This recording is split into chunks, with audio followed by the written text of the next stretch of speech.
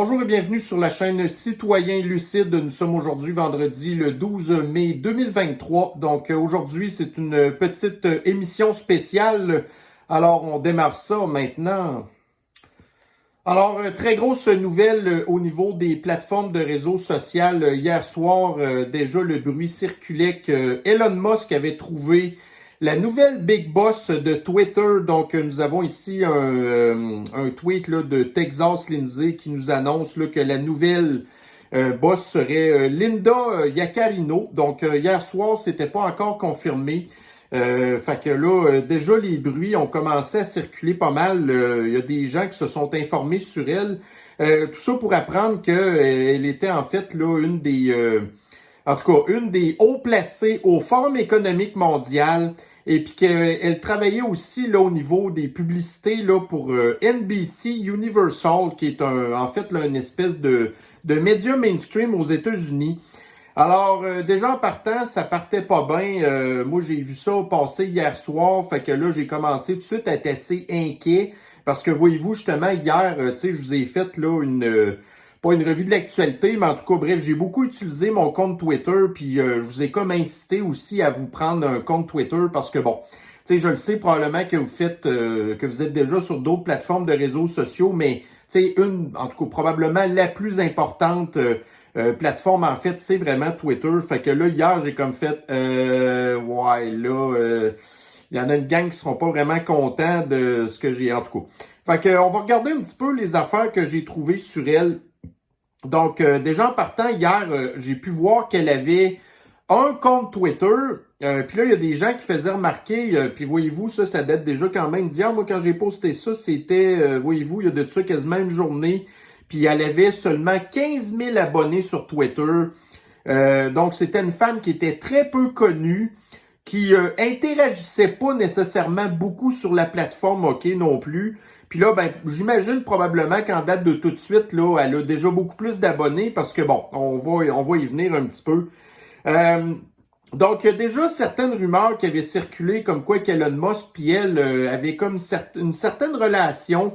Donc, on le voit là que le 3 mai dernier, ils avaient eu une interaction tous les deux en rapport avec tu sais, là, les Jeux olympiques de Paris en 2024. Là, puis là, elle parlait déjà de leur espèce de relation de partnership puis tout. Fait que bon, ça remonte un petit peu à ça. Par la suite aussi, donc, il y a eu une vidéo qui avait sorti des deux ensemble, là. Une keynote, là, en fait, là, c'est comme une espèce de rencontre, là. Bref, Twitter 2.0, une conversation avec nos partenaires. Donc, ça, c'était arrivé au mois de mai 2023. Excusez, ami en 2023. Là, j'ai pas exactement la date. Fait que, bon, les deux qui se sont rencontrés. Puis là, j'ai écouté certains extraits de ça. On voit que la madame en question est quand même très vision mondialiste, alors que Elon Musk, lui, il a une vision, en fait, là, de la liberté d'expression.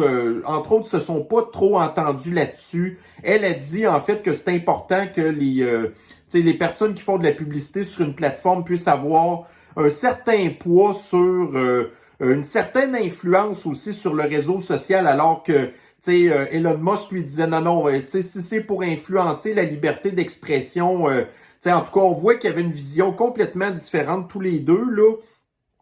Par la suite aussi, donc Elon Musk ici a confirmé plus tôt, là, il y a peut-être de ça peut-être une heure et demie, comme quoi maintenant que c'est vraiment elle qui va être la big boss de Twitter. Lui va devenir à ce moment-là le CTO, c'est-à-dire le Chief Technical Officer. Donc, c'est lui qui va plutôt s'occuper là de la facette informatique, si on peut dire, mais c'est elle qui va plutôt prendre les grandes décisions. Par contre, faut jamais oublier une affaire que là, Twitter, c'est pas comme dans le temps une compagnie où ce que ça fonctionnait avec des actions là. Donc, Twitter maintenant, c'est rendu vraiment une compagnie privée qui appartient à 100% à Elon Musk. Fait que si éventuellement la CEO venait qu'à pas faire le bonheur de Elon Musk, ben on sait qu'à la limite, c'est lui qui a le dernier mot, qui pourrait décider de la sacrer dehors si ça le fait pas, OK? Mais là, vite comme ça, il était très enthousiasmé de l'avoir nommé à son poste, ainsi de suite. Bon, fait que justement, tantôt, on va aller faire un petit tour là, sur son compte Twitter, OK? Parce que je peux vous dire que des gens qui... c'est soit des gens qui sont... ils vont attendre voir de ce qui va se passer avec ça, puis qui donnent la chance aux coureurs, ou il y en a qui, savent très bien que donner les rênes de quelque chose à quelqu'un qui fait partie des mondialistes du Forum économique mondial, puis que c'est une personne qui aussi travaillait dans les mainstream médias. En tout cas, il y en a qui sont un petit peu ses breaks, si on peut dire. Alors, pour l'instant, moi, je fais un petit peu partie des gens qui vont donner la chance aux coureurs. Là, moi, vous savez, au début de l'année, j'étais, tu sais, quand on a su que le Twitter Blue donnait accès à avoir le petit crochet bleu, puis qu'on était vérifié. En tout cas, moi, tu sais, je continue à payer mon 10$ par mois à Twitter, OK? Puis là, c'est quoi, le mois passé aussi que j'ai comme été accueilli dans la communauté des nôtres, en fait, là, les fact-checkers. Fait que là, sur le coup, j'étais comme, ouais, là, en tout cas, si ça part mal, moi, éventuellement, tu sais, je voulais bien payer pour Twitter, sachant que c'était une plateforme qui mettait de l'avant, tu sais, la liberté d'expression. Mais là, si c'est pour changer, tu sais, mon 10$, je vais le garder, là. Fait que, en tout cas. Par la suite, ici, bon, ça a déjà fait le tour du monde. Fait que vous avez ici, là, justement, un des journalistes qui s'était fait remettre à sa place par la secrétaire de presse de la Maison-Blanche. Puis il y avait une altercation entre les deux parce que lui se plaignait que depuis des mois, il n'avait jamais été capable de poser de questions à Karine Jean-Pierre. Puis là, ben c'est ça. Fait que moi, je me suis abonné à son compte Twitter. Puis là, ben on voit qu'il a fait un article là-dessus. Par la suite, Radio-Canada a confirmé aussi la nouvelle. Là, vous avez dans le Daily Mail aussi. Après ça, donc là, je vous ai dit tantôt qu'elle travaillait pour NBC, qui est un mainstream média. Fait qu'on a appris plus tôt aujourd'hui qu'elle avait démissionné de son poste, en fait, là, de NBC. Ensuite de ça, bon, là, vous avez la confirmation dans son profil LinkedIn qu'elle était reliée justement au Forum économique mondial, puis qu'elle, dans le fond, sa spécialisation, c'était vraiment les ads, là, les advertisements, c'est-à-dire la publicité. Donc, bon, quand que Elon Musk a racheté la plateforme, il l'a payé, lui, 44 milliards de dollars. Puis plusieurs mois plus tard, donc, la valeur de la compagnie était estimée à peu près à 20 milliards. Fait que là, c'est sûr que, bon, Elon Musk, lui, écoutez, il a une vision des choses qui peut pas tout faire dans la vie, là. Tu sais, le gars, il est big boss de Tesla, il est big boss de SpaceX, là, il est big boss de Twitter. Tu sais, ça lui prendrait peut-être 20 vies pour être capable de tout gérer ça. Fait qu'il peut pas s'en occuper tout seul. Fait que là, moi, j'ai l'impression que lui, ce qui l'intéresse de cette femme-là, c'est qu'elle a une très grande connaissance au niveau, tu sais, de la publicité. Et oui, elle est pluguée auprès des mainstream médias. Oui, elle est pluguée aussi auprès du Forum économique mondial. Puis soit dit en passant, là, Elon Musk n'aime pas du tout le Forum économique mondial. Il trouve ça dangereux, que ces gens-là ont beaucoup de pouvoir, que c'est des gens qui sont non élus, mais ça lui met quand même un pied dans la place.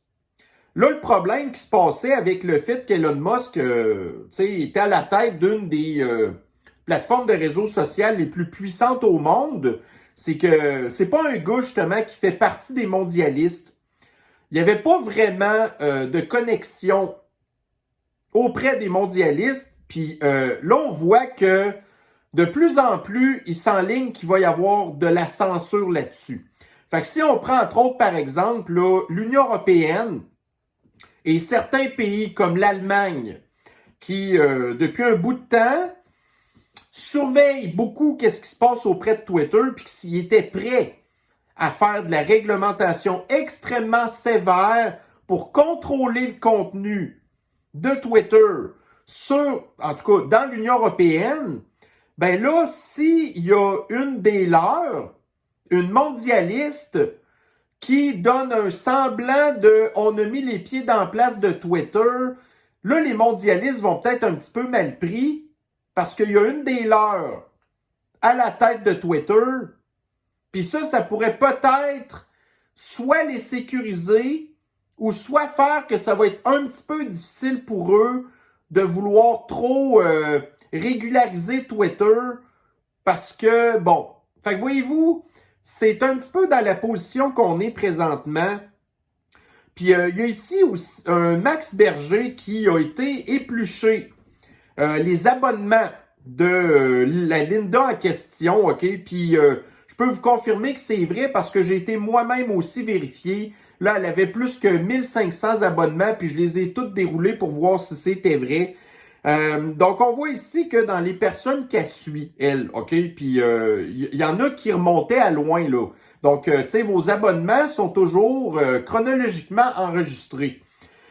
Fait que vous avez ici, entre autres, qu'elle suit Shaya Raychick. Donc, ça, c'est la fille qui a parti Libs of TikTok, qui est un profil Twitter qui est pas très, très aimé par l'extrême gauche. Jesse Waters, ça, c'est un gars qui travaille pour Fox News. Michael Schellenberger, je le connais pas. Ron DeSantis. Donc, la fille suit Ron DeSantis. Là, actuellement, je ne sais pas où ce qu'elle vit, mais on a vu tantôt qu'il y a une keynote à Miami. Fait qu'est-ce que la fille est une Floridienne qui vit en Floride, puis qui aime Ron DeSantis, qu'est-ce qu'il a fait dans son État? Par la suite, elle suit aussi de Babylon Bee, qui est un site de satire qui s'était fait flusher par Twitter dans le temps que Elon Musk n'était pas le big boss. Puis un des premiers, en fait, là, profils qu'il avait remis en vigueur quand il a acheté la plateforme, c'est de Babylon Bee. Bon, ensuite de ça, Giorgia Meloni, OK, la première ministre de l'Italie, qui fait pas du tout l'unanimité auprès des mondialistes. Maye Musk, bon, elle, je la connais pas. Catard. Donc, Catard, ça aussi, c'est un profil, tu sais, de la droite conservatrice. Vivek Ramaswamy, en tout cas, peu importe, c'est un gars qui se présente aux présidentielles américaines, qui est un républicain. Ensuite, Tulsi Gabbard, qui, elle, était une... je pense qu'elle était au Congrès américain, mais du côté des démocrates, qu'elle a démissionné en tout cas, là, du Parti démocrate parce qu'elle n'était pas du tout d'accord avec la vision. Barry Weiss, je le connais pas. Par la suite, d'autres personnes. Sidney Powell. Donc, Sidney Powell, ça, c'en est une qui, lors des dernières élections présidentielles, avait été un peu la porte-voix, entre guillemets, des complotistes qui disaient que les élections avaient été truquées. Lynn Wood, lui, je suis pas certain. Jack Posobiec aussi, ça, c'est un gars qui est un journaliste indépendant, conservateur, qui travaille aussi là pour des post-millennials puis d'autres, je pense, de War Room, des trucs de même. Après ça, Libs of TikTok. Ian Miles Cheong, lui aussi, c'est un gars qui est un journaliste indépendant de la droite. Tim Scott, je suis pas certain. Mike Pompeo aussi, qui est un gars de la droite, en tout cas. Fait qu'on voit que la fille, on sait pas trop où ce qu'elle s'enligne au niveau politique. Moi, en tout cas, on pense que c'est une femme qui serait assez entre les deux, là. Mais bon, en tout cas, fait qu'on sait pas trop qu'est-ce que ça va donner. Fait que moi, je vais faire partie des gens pour le moment qui va laisser les choses aller. Mais quand on regarde au niveau sur Twitter, comment ça se passe les affaires, donc là, voyez-vous, dans les trucs qui se parlent énormément présentement, vous avez Musk. Donc, il y a plus que 869 000 tweets qui ont circulé présentement.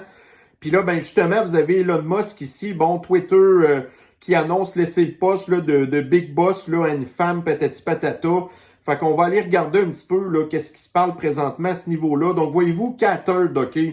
Donc, qui est suivi d'ailleurs par la Linda en question, la nouvelle Big Boss de Twitter. Fait que, OK, donc voyez-vous là, la mentalité woke est un virus qui menace le monde. Puis aussi Elon Musk qui vient d'engager donc une femme de l'extrême gauche. Mais là, comme je vous dis, tu sais, avec les gens qu'elle suit, il faut qu'on se retienne un petit peu. Est-ce qu'elle est vraiment de l'extrême gauche ou c'est juste finalement une femme qui ne le sait pas trop?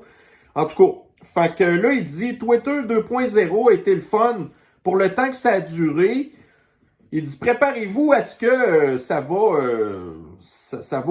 chier sur un moyen temps dans pas longtemps. Voyez-vous, son tweet a été aimé à plus que 18 000 likes. Il y a eu 3600 retweets, OK? Après ça, Le Monde qui en parle, Alerte Info, bon, ça, c'est pas tant important. Et Elix, ça, je pense que c'est un compte aussi quand même assez important. Bon, voyez-vous, il y a 478 000 abonnés. Donc, juste pour vous rappeler, qu'est-ce que Elon Musk pense d'un gouvernement mondial. OK, fait que je pense que ça vaudrait peut-être la peine de l'écouter. This may sound a little odd, too much cooperation between governments.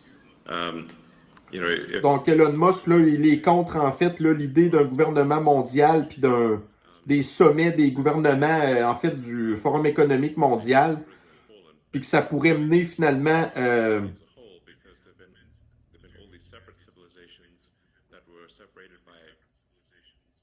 Donc, en tout cas, bref, que ça pourrait mener là, à une destruction de notre civilisation.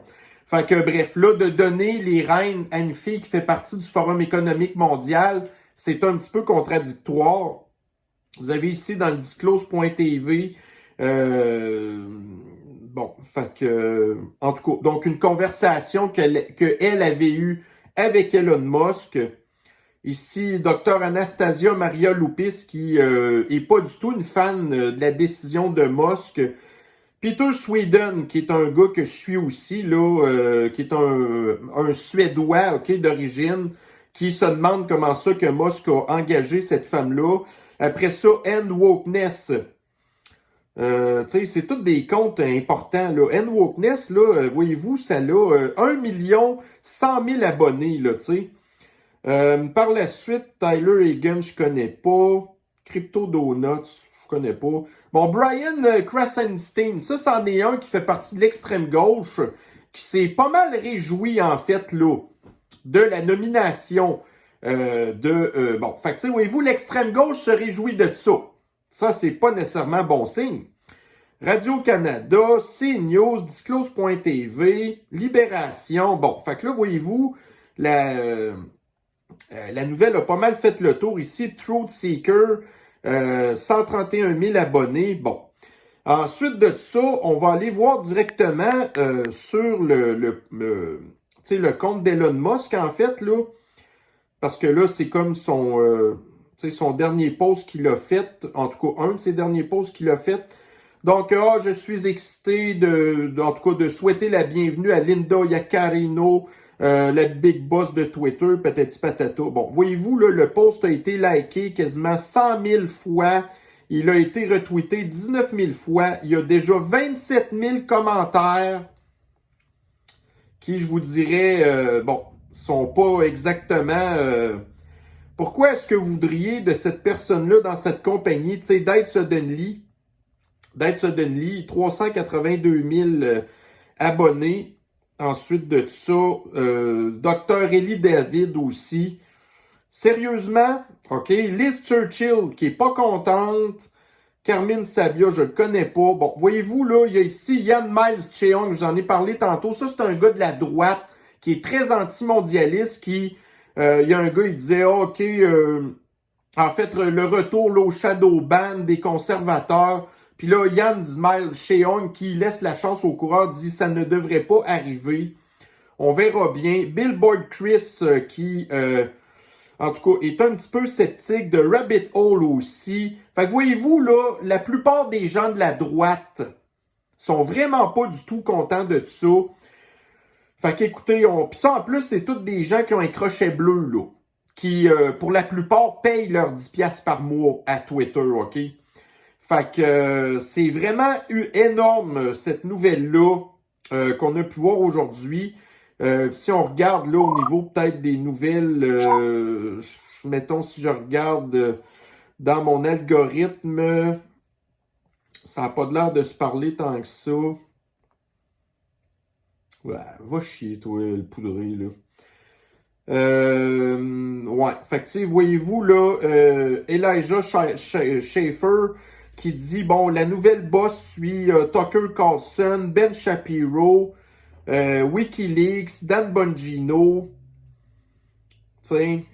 Melania Trump, Elle suit même pas Biden. Elle suit pas non plus les démocrates. Mais elle suit par contre le Forum économique mondial, elle suit aussi l'OMS, j'ai vu qu'elle suivait aussi le CDC. Ça, c'en est une aussi, là, pendant le fascisme sanitaire qui défendait de prendre sa guenille, tu sais, de porter sa guenille, des affaires de même. Fait que c'est vraiment, vraiment, vraiment pas clair, mettons, là. Ensuite de ça, bon. Alors, tout ça pour dire que ça va être une situation à suivre. Est-ce que je suis content de la nouvelle? Pas pantoute. Par contre, on sait que si Musk avait nommé quelqu'un de la droite, ben là, l'extrême gauche n'aurait pas été content du tout. Là, en mettant quelqu'un qui, c'est pas clair, ben là, voyez-vous, au moins, l'extrême gauche, c'est pas trop où se mettre, puis là, il chiale pas. Fait que ça peut-tu redonner, entre guillemets, une certaine pseudo-crédibilité, tu sais, modérée de Twitter, en tout cas. Alors, bref, on va rester sceptique, on va continuer à se poser des questions, on va surtout continuer de suivre de façon très près la situation. Alors, je pense que c'était une nouvelle d'ampleur, que ça valait la peine que on en parle dans une capsule vraiment désignée pour ça, là. Alors, en tout cas, pour l'instant, ben, écoutez, je vais vous souhaiter une bonne fin de journée, une bonne fin de semaine. On refait le plein d'énergie pour revenir en force possiblement la semaine prochaine avec de futurs revues de l'actualité. Prenez soin de vous. Bye bye.